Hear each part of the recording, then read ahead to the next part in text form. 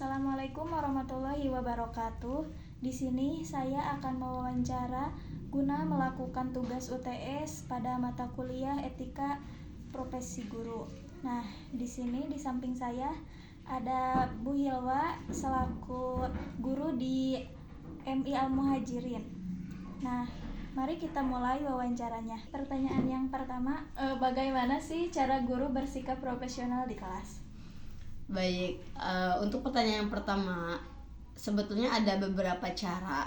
Cuman cara yang paling dasar itu pasti kita melihat dari sikap kita diri sendiri.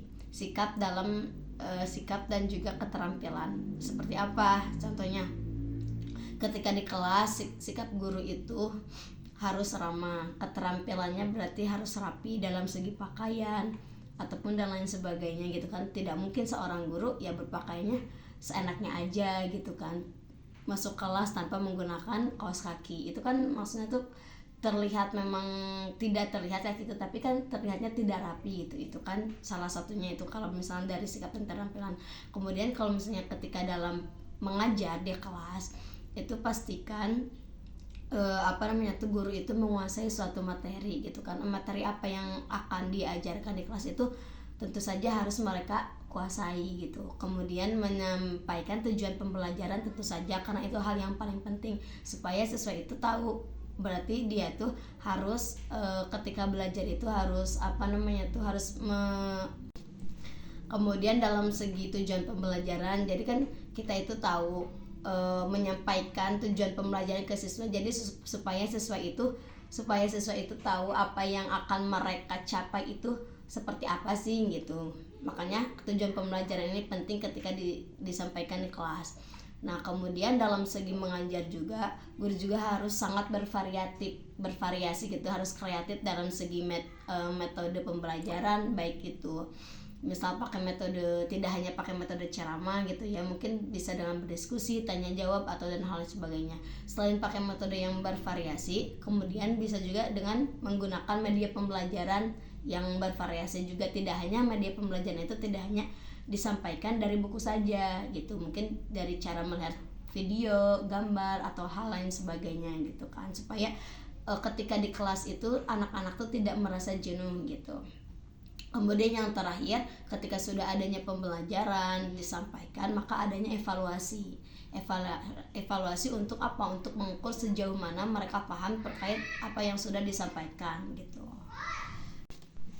Kemudian cara yang ketiga yaitu dengan cara memanajemen kelas gitu kan.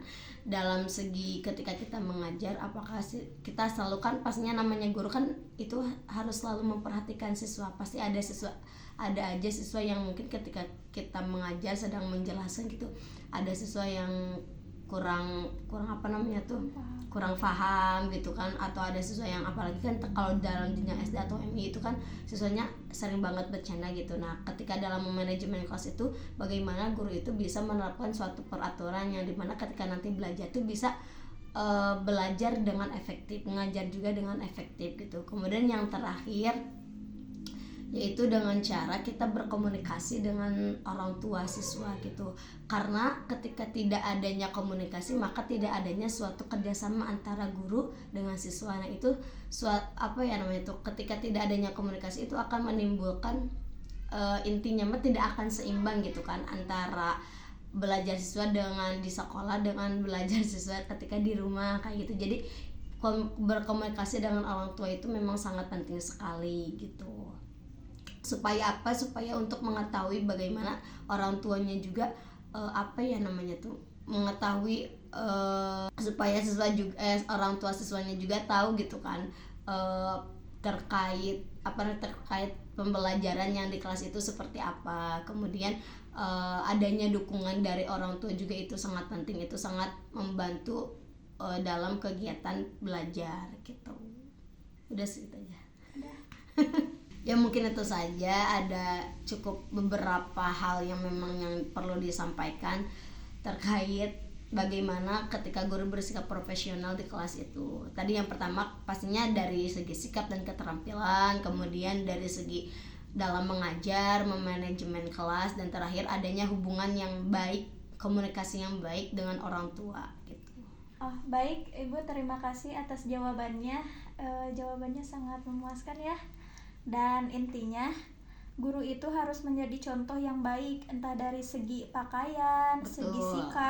dari segi sikap, dan juga harus mempunyai hubungan baik kepada murid dan kepada orang tuanya juga. Betul. Nah, cukup sekian saja dari kami.